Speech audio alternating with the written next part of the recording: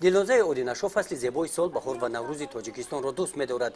Ин ҳиссиёташро ӯ бо тасвири расмҳо баён менамояд. барои ҷалб намудани таваҷҷӯҳи ҳамдиҳагонаш ба зебопарастӣ ки яке аз оинаҳои наврӯз аст, рӯи девор бо дастонаш рамзи наврӯз 2019-ро бо эҳсоси баланди ватандорӣ тасвир менамояд.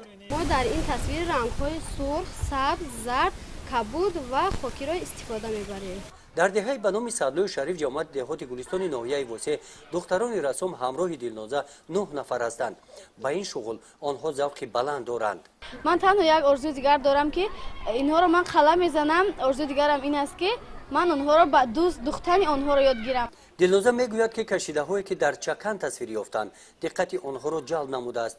онҳо мақсад доранд ки ин зебоиро тавассути расм кашида ба саҳми бинандагон расонанд. барои мо ин душворӣ надорад ва мо кӯшиш мекунем ва ҳар як душворие ки ҳаст ҳангоми суҳбат ин душвориҳоро паси сар менамоем. дилноза ва ин духтарон ба шуғли расомӣ қадамҳои нахустини худро аз деҳа гузоштанд. барои дар дили онҳо пайдо гаштани завқи расомӣ аз устодони худ аз мактаб миннатдор мебошанд. намунаҳои эҷодиёти худро ҳамчун расом дар оянда дар намоиши расомони тоҷикистон пешниҳод намуданӣ ҳастанд. гузориши хоҷа назриев, худойназар зуҳуров аз ноҳияи восеъ барои барномаи иттилооти Навид.